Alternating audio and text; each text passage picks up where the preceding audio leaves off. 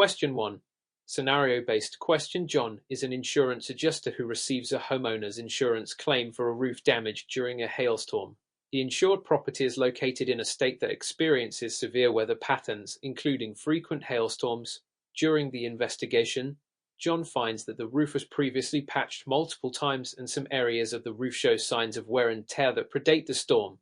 The insured insists that the damage was entirely caused by the recent hailstorm. What should John consider when determining the extent of the loss? A. John should deny the claim entirely since the roof had previous patches regardless of the storm. B. John should only cover the damage directly caused by the hailstorm, excluding any wear and tear prior to the storm.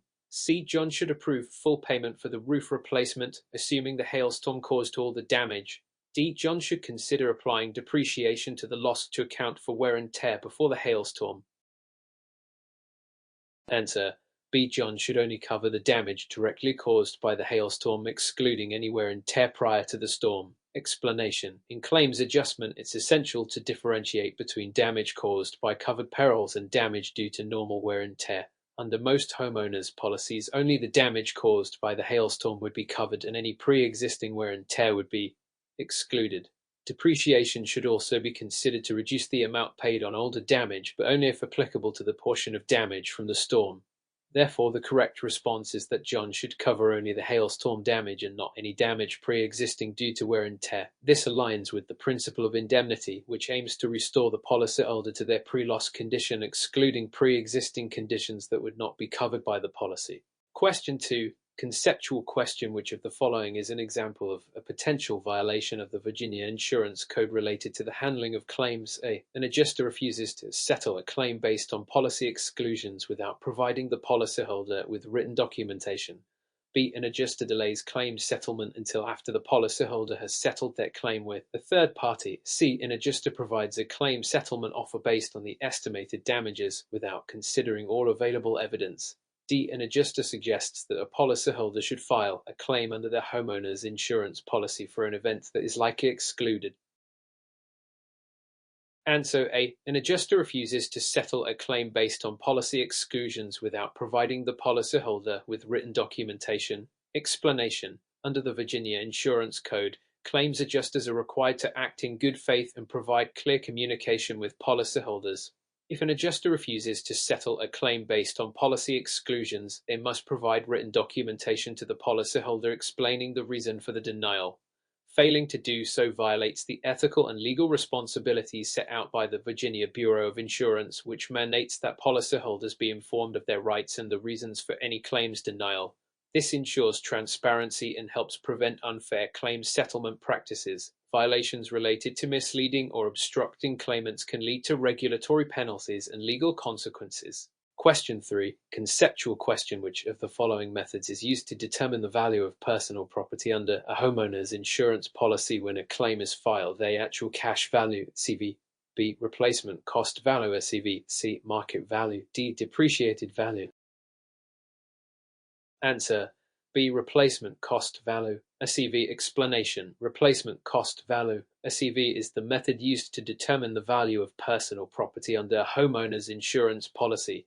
RCV covers the cost to replace the damaged or destroyed property with new items of similar kind and quality without subtracting for depreciation. This is a more policyholder-friendly approach compared to actual cash value, SCV, which accounts for depreciation and pays the policyholder less than the full replacement cost. Under a CV, the insurer would pay the value of the item after depreciation, reducing the amount the insured receives. However, RCV provides a higher payout, ensuring the policyholder can replace their property with new items, which is typically a more equitable solution for the insured. Question 4. Scenario-based question. Anna, a claims adjuster, is handling a liability claim for a slip-and-fall accident in a supermarket. The incident occurred when a customer, Mr. Smith, slipped on a spilled liquid in an aisle.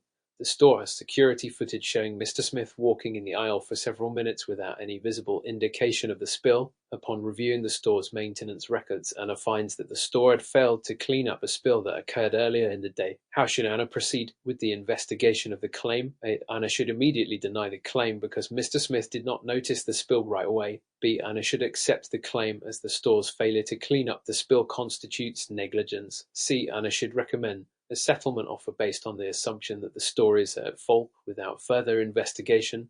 D. Owner should recommend mediation between Mr. Smith and the store to settle the claim as it is likely a case of contributory negligence. Answer: B. Owner should accept the claim as the store's failure to clean up the spill constitutes negligence. Explanation: in liability claims, the concept of negligence is central. The store's failure to clean up the spill in a timely manner constitutes negligence, as it had a duty to ensure the safety of customers. Even though Mr. Smith did not immediately notice the spill, the store's lack of maintenance and failure to address the hazardous condition leads to its responsibility for the accident. Anna's role is to investigate the facts thoroughly, and in this case, the store's negligence is clear. The other options do not adequately address the key concept of negligence and the responsibility of the business for maintaining a safe environment. Question 5. Conceptual question. Which of the following is a key factor in determining whether a claim under a property insurance policy is considered a total loss? A. The amount of the deductible in the policy. B. The actual cash value received of the property immediately before the loss. C. The extent of the damage to the property relative to its replacement cost. D. The potential for the property to be repaired or replaced. Answer: C. The extent of the damage to the property relative to its replacement cost. Explanation: a total loss in property insurance is typically determined by the extent of damage relative to the property's replacement cost or value. If the damage is so extensive that repairing the property would cost close to or exceed the property's value, it may be classified as a total loss. The deductible is irrelevant in determining whether the loss is total or partial, though it impacts the payout. The ACV of the property helps to assess the payout, but the critical determinant is how the damage compares to the replacement cost. If the repair costs are close to or exceed the property's replacement cost, it is considered a total loss. Question 6. Conceptual question.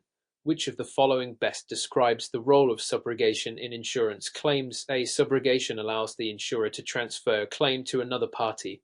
B. Subrogation enables an insurer to seek recovery from a third party responsible for the loss after paying the claim. C. Subrogation is a provision that allows the insurer to pay the insured directly without investigating the claim. D. Subrogation limits the insurer's ability to recover costs for any claims involving fraud. Answer: B. Subrogation enables an insurer to seek recovery from a third party responsible for the loss after paying the claim. Explanation: subrogation is a legal principle that allows an insurer to recover the amount of a claim paid to the insured from a third party that is found to be responsible for the loss. This typically occurs in liability insurance, where the insurer pays the insured for a covered loss and then seeks reimbursement from the party that caused the damage. This helps prevent the insurer from incurring unnecessary costs and ensures that the responsible party ultimately bears the financial responsibility for the loss. Options A, C, and D do not accurately describe the concept or function of subrogation. Question 7. Conceptual question. Which of the following actions could be considered an unfair claim settlement practice under Virginia law? A. Settling a claim for less than the policyholder's expectation but within policy limits. B. Delaying the settlement of a claim without providing a reasonable explanation to the insured. C. Offering a settlement to the insured without a formal claim investigation. D. Rejecting a claim outright without any investigation or communication with the policyholder.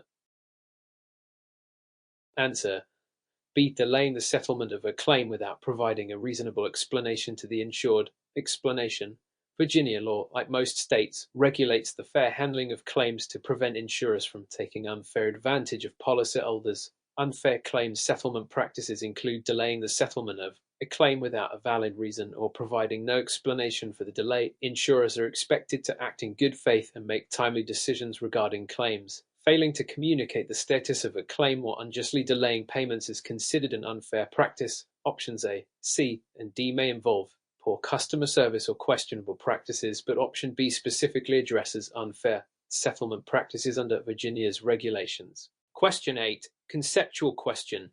Which of the following best describes the actual cash value received in property insurance? A. ACV is the amount it would cost to replace the property with new materials without depreciation. B. ACV is the original purchase price of the property at the time it was insured.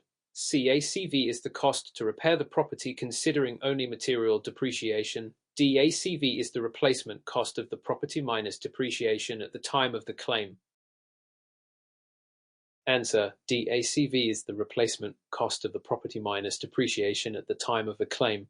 Explanation: Actual cash value (ACV) is defined as the cost to replace property with a similar item of like kind and quality minus depreciation. It represents the current value of the property at the time of loss, considering its age and wear. The ACV method is used to determine claim payments for property damage when a policyholder has not elected a replacement cost policy. This ensures that the payout reflects the devaluation of the property due to usage and age.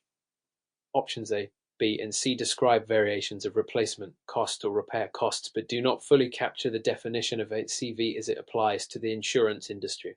Question 9. Scenario-based question. Rachel is handling a third-party liability claim for an automobile accident. The insured, Mr. Brown, was driving when he collided with another vehicle, injuring the driver of the other car. Rachel investigates and discovers that Mr. Brown was speeding and ran a red light just before the collision. However, the other driver, Mr. Green, had a pre-existing medical condition that caused his injuries to be more severe than what would normally be expected. How should Rachel handle the assessment of liability and damages? A. Rachel should deny the claim because Mr. Green's pre-existing condition was a significant factor. B. Rachel should accept liability for Mr. Brown, but limit the payout due to Mr. Green's pre-existing condition. C. Rachel should determine that Mr. Brown is entirely liable for the accident without considering Mr. Green's pre-existing condition. D. Rachel should apply the eggshell plaintiff rule and compensate Mr. Green for his injuries in full, even though they were exacerbated by his condition. Answer D. Rachel should apply the eggshell plaintiff rule and compensate Mr. Green for his injuries in full, even though they were exacerbated by his condition. Explanation: the eggshell plaintiff rule in tort law states that a defendant is fully responsible for the harm caused to the plaintiff, even if the plaintiff's injuries are more severe than would be expected due to a pre-existing condition. In this scenario, Mr. Brown is clearly at fault for causing the accident, and the extent of Mr. Green's injuries, while aggravated by a pre-existing medical condition, should be fully compensated. The insurance company must pay for the injuries as they occur, regardless of any pre-existing conditions that may exacerbate the damages. This principle applies in personal injury claims, ensuring that the defendant is liable for the full extent of harm caused. Question 10. Conceptual question. In workers' compensation insurance, which of the following is typically not covered under the policy? A. Medical treatment for injuries sustained on the job. B. Temporary disability payments while the employee recovers. C. Permanent disability benefits for a severe work-related injury. D. Injury sustained during a personal errand while on a lunch break away from the worksite. Answer: D. Injury sustained during a personal errand while on a lunch break away from the worksite. Explanation: workers' compensation insurance generally covers injuries that occur within the scope of employment. This includes medical treatment, temporary disability benefits, and permanent disability payments for work-related injuries. However, injuries sustained during personal activities, such as running errands during a lunch break away from the workplace, are typically excluded from coverage. This exclusion is based on the principle that workers' compensation is designed to cover injuries that happen while the employee is engaged in tasks related to their work duties or the employer's business operations. Question 11. Scenario-based question. John, an insured property owner, experiences damage to his house due to a fallen tree. The tree was on his neighbor's property, but it fell during a storm and there were no prior indications of the tree being unhealthy. John's insurance policy covers damage to his property, but his neighbor's homeowner's insurance policy does not. What is the best way to handle the claim? A. John's insurer should pay for the damage, and John can sue his neighbor for the cost. B. John should file a claim with his own insurance, as the damage was caused by a natural event. C. John should attempt to get the neighbor's insurer to cover the damage, even though the neighbor has no coverage. D. John should pay for the repairs out of pocket, as the neighbor's insurer is responsible for the damage. Answer: B. John should file a claim with his own insurance, as the damage was caused by a natural event. Explanation: in this case, the tree fell due to a natural storm and there was no indication of negligence on the part of the neighbor. John's property insurance should cover the damage under the policy's coverage for falling objects or storm-related damage. John's insurer will handle the claim, and his neighbor's lack of coverage is not relevant unless negligence can be proven. John could attempt to recover costs through legal action, but his own policy is the appropriate source for claim payment. Question 12. Conceptual question. What is the primary purpose of a rider or endorsement in an insurance policy? A. To cancel the existing insurance policy in exchange for a new one. B. To add or modify specific coverages to an existing insurance policy. C. To reduce the premium amount for a policyholder. D. To reinstate coverage for a period after it has lapsed. Answer: B. To add or modify specific coverages to an existing insurance policy. Explanation: a rider or endorsement is a document that modifies or adds specific terms, coverages, or conditions to an existing insurance policy. It can increase or decrease the coverage limits or change the exclusions. Riders are commonly used to add specific coverage that is not included in the base policies, such as coverage for jewelry or high-value items in homeowners insurance. Question 13. Conceptual question. Which of the following is not typically covered under a standard homeowners insurance policy? A. Fire damage to the house. B. Theft of personal property. C. Damage caused by a flood. D. Liability for guest injuries on the property. Answer: C. Damage caused by a flood. Explanation: flood damage is typically excluded from standard homeowners insurance policies. Flood insurance is usually purchased separately through the National Flood Insurance Program (NFIP) or private insurers. Homeowners insurance typically covers damage from fire, theft, and liability for guest injuries, but water damage from flooding is not included in the standard policy. Question 14. Scenario-based question. Sarah is a policyholder under an auto insurance policy with liability coverage. While driving, she causes an accident that injures another driver, and the other driver sues her for medical expenses and lost wages. What will Sarah's insurance typically cover? A. Sarah's own medical expenses and vehicle repair costs. B. Only the other driver's medical expenses, not lost wages. C. Sarah's legal fees and any damages up to the liability limit. D. Sarah's medical expenses, repair costs, and the other driver's property damage. Answer: C. Sarah's legal fees and any damages up to the liability limit. Explanation: liability insurance is designed to cover damages the insured causes to others. This includes medical expenses, property damage, and legal fees up to the policy limit. It will not cover Sarah's own medical expenses or vehicle repairs, which would be covered under other types of coverage like personal injury protection, PIP, or collision insurance. The other driver's lost wages may also be included in the damages, as liability insurance covers bodily injury claims from accidents the insured causes. Question 15. Conceptual question. Which of the following is a key distinction between replacement cost and actual cash value, as in property insurance? A. Replacement cost covers the cost of replacing property without accounting for depreciation. B. Replacement cost covers only the amount of money the insured originally paid for the property. C. ACV provides more compensation than replacement cost in most cases. D. ACV covers only the depreciation of the damaged property. Answer: A. Replacement cost covers the cost of replacing property without accounting for depreciation. Explanation: the main difference between replacement cost and actual cash value (ACV) is that replacement cost covers the full cost to replace the property with a new item of like kind and quality without factoring in depreciation. ACV, on the other hand, is the replacement cost minus depreciation, reflecting the current value of the property after considering its age and condition. Therefore, replacement cost is typically more beneficial to the policyholder in the event of a claim. Question 16. Scenario-based question. Julie owns a business and is concerned about potential loss of income due to a fire damaging her storefront. She has purchased business interruption insurance, which includes coverage for lost profits. The fire occurred, and the business had to shut down for 3 months to rebuild. What should Julie expect from her business interruption insurance? A. A payout for the full rebuilding cost of the store. B. Compensation for the lost income during the 3-month closure, but not for the rebuilding costs. C. A payment for the business interruption coverage, plus the store's value as it was before the fire. D. Reimbursement for the store's inventory, plus an additional payout for any profits lost during the rebuild. Answer: B. Compensation for the lost income during the 3-month closure, but not for the rebuilding costs. Explanation: business interruption insurance is designed to cover the lost income a business experiences while it is temporarily shut down due to a covered event, such as a fire. This coverage typically compensates for lost revenue during the period of the business closure, but it does not cover the actual cost of rebuilding the property, which is typically covered under property insurance. Question 17. Conceptual question. What is the primary purpose of an exclusion in an insurance policy? A. To limit the amount of compensation paid for a claim. B. To outline the specific coverage limits for a policyholder. C. To specify certain events or circumstances that are not covered by the policy. D. To provide coverage for events or circumstances that were not included in the original policy.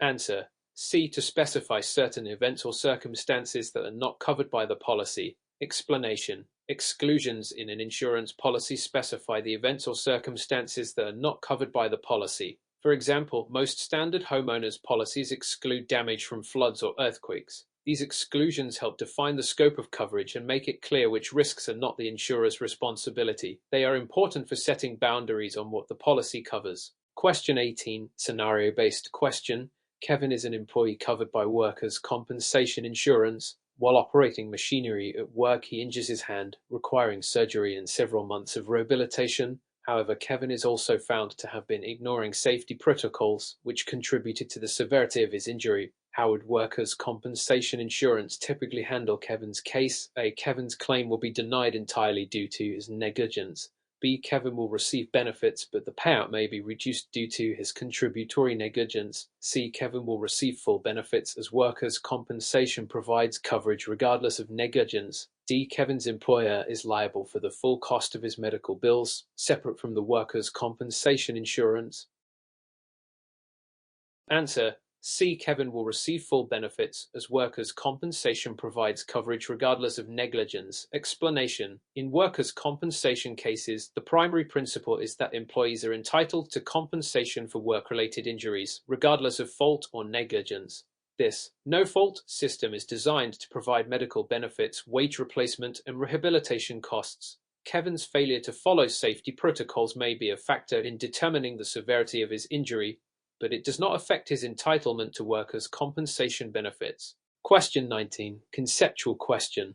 Which of the following is typically considered a peril covered by a homeowner's insurance policy?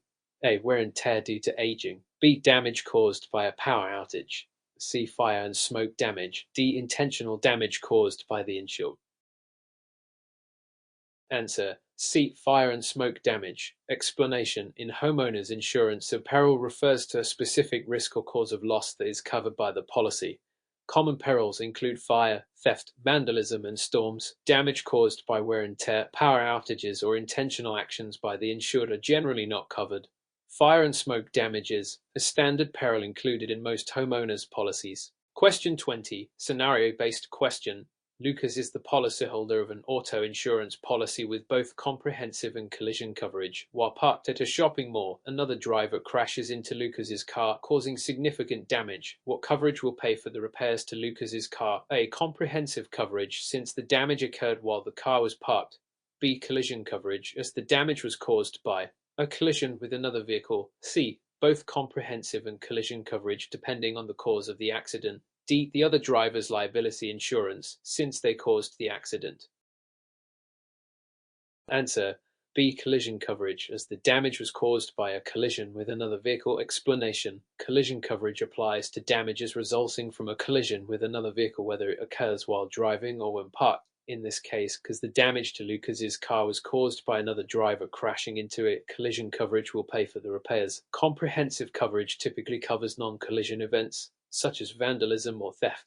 The other driver's liability insurance would apply if they were found at fault and the accident resulted in property damage. Question 21. Scenario-based question. Marie, a business owner, has an employee who injures their back while lifting heavy boxes. The employee is unable to work for 2 months and needs medical treatment. What type of insurance is most likely to cover the employee's medical costs and lost wages? A. General liability insurance. B. Workers' compensation insurance. C. Business interruption insurance. D. Commercial auto insurance. Correct answer: B. Workers' compensation insurance. Explanation: workers' compensation insurance is designed to cover medical costs, rehabilitation, and lost wages for employees who are injured on the job. This type of insurance is typically required by law for most businesses with employees. General liability insurance covers third-party injuries or property damage, while business interruption insurance covers loss of income due to business closures. Question 22. Conceptual question. Which of the following is an example of a moral hazard in insurance? A. An insured party intentionally causes a loss to their property. B. An insured party forgets to lock their car, resulting in theft. C. An insured party experiences a car accident due to poor weather conditions. D. An insured party's property value decreases due to market conditions.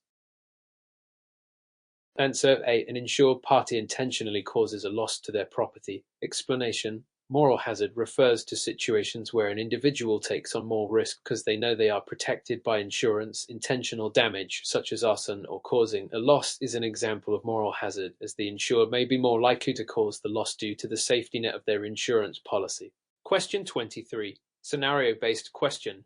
Tom's house is severely damaged by a fire caused by an electrical malfunction. His homeowner's insurance includes coverage for fire damage. However, his insurance policy has a $500 deductible. If the total cost to repair the damage is $10,000, how much will Tom's insurance pay for the repairs? A. $10,000. B. $9,500. C. $500. D. $9,000. Answer: B. $9,500. Explanation: Tom's policy includes a $500 deductible, which means he is responsible for the first $500 of the repair costs. The insurance company will pay for the remaining $9,500 of the $10,000 repair cost. The deductible is subtracted from the total claim amount before the insurer pays. Question 24. Conceptual question. Which of the following is considered a moral hazard that an insurer may attempt to reduce through careful underwriting and monitoring? A. A person who buys a health insurance policy only after becoming sick. B. A person who engages in risky activities, such as extreme sports, after purchasing life insurance. C. A person who mistakenly leaves their car keys in the ignition, leading to theft. D. A person who refuses to file a claim despite having coverage for the loss. Answer: B. A person who engages in risky activities such as extreme sports after purchasing life insurance. Explanation: moral hazard occurs when an insured person takes greater risks because they know they are covered by insurance. In the case of life insurance, if someone engages in more dangerous activities after purchasing the policy, they might assume that any injury or death will be covered by insurance, which is an example of moral hazard. Insurers try to mitigate this risk through underwriting and exclusions for high-risk activities. Question 25. Scenario-based question. Sarah is involved in a car accident and submits a claim to her auto insurer. However, after investigation, the insurance company determines that Sarah was driving under the influence of alcohol at the time of the accident. What is likely to happen next? A. Sarah's claim will be fully paid because auto insurance covers all accidents. B. Sarah's insurance policy will cover the damages, but she will face a higher premium. C. Sarah's claim will likely be denied and she may face legal consequences. D. Sarah will only be covered for the damage to her vehicle, not any injuries. Answer: C. Sarah's claim will likely be denied and she may face legal consequences. Explanation: most auto insurance policies include an exclusion for accidents caused by driving under the influence of alcohol or drugs. If Sarah is found to have been intoxicated at the time of the accident, her claim may be denied. Additionally, driving under the influence is a legal violation that could lead to criminal penalties such as fines, license suspension, or even jail time. Question 26. Conceptual question. Which type of insurance would typically cover damage to a business building caused by a fire? A. General liability insurance. B. Business interruption insurance. C. Property insurance. D. Commercial auto insurance. Answer: C. Property insurance. Explanation: property insurance is designed to cover physical damage to a business's building and its contents due to events like fire, theft, or vandalism. General liability insurance covers third-party claims for injury or property damage, while business interruption insurance covers lost income during a disruption to business operations. Commercial auto insurance covers vehicles used for business purposes. Question 27. Scenario-based question. Emily's car is stolen. She has comprehensive auto insurance, which covers theft. The car is recovered a month later, but is in worse condition than when it was stolen, with significant damage. How will Emily's insurance handle the claim? A. Emily will receive a payout for the full value of the car when it was stolen.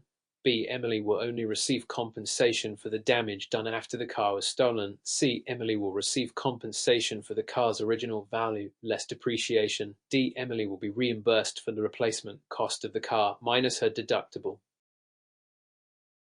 Answer: D. Emily will be reimbursed for the replacement cost of the car minus her deductible. Explanation: with comprehensive auto insurance, Emily will typically receive compensation for the replacement cost of the car minus any deductible. If the car is recovered with damage, the insurer will assess the damage and provide a payout based on the repair costs or replacement value. The deductible will still apply. Question 28. Conceptual question. Which of the following is a common exclusion in a typical homeowner's insurance policy? A. Theft of personal property. B. Fire damage to the home. C. Damage caused by flooding. D. Liability for injuries sustained on the property. Answer: C. Damage caused by flooding. Explanation: flood damage is commonly excluded from standard homeowners insurance policies. Homeowners would need to purchase separate flood insurance to cover damages caused by floods. Fire damage, theft, and liability for injuries sustained on the property are generally covered under standard homeowners policies. Question 29. Scenario-based question. Jake's business property was damaged in a hurricane. His business interruption insurance policy provides coverage for lost income during a business closure. The hurricane caused his business to shut down for 2 weeks. How much will Jake's business interruption insurance cover? A. It will cover all repairs needed to reopen the business. B. It will cover the revenue the business would have earned during the closure. C. It will cover the full cost of rebuilding the damaged property. D. It will cover the costs of repairing the machinery and equipment. Answer: B. It will cover the revenue the business would have earned during the closure. Explanation: business interruption insurance is designed to cover lost income when a business has to temporarily close due to a covered event, such as a hurricane. It compensates for the income the business would have earned during the closure, allowing the business owner to maintain operations even during the recovery period. It does not cover physical repairs to the building or machinery, which would be covered by property insurance. Question 30. Conceptual question. What is the primary purpose of an insurance or excess or umbrella policy? A. To cover the insured's own medical bills after an accident. B. To increase the coverage limits beyond the standard policy for broader protection. C. To lower the insured's premiums by reducing coverage amounts. D. To cover the costs of personal property replacement after a loss. Answer: B. To increase the coverage limits beyond the standard policy for broader protection. Explanation: an umbrella insurance policy is designed to provide additional coverage above and beyond the limits of existing policies, such as auto or homeowners insurance. It helps protect the insured from large claims or lawsuits that may exceed the limits of standard policies. It is often used to provide extra liability coverage for accidents, injuries, or property damage.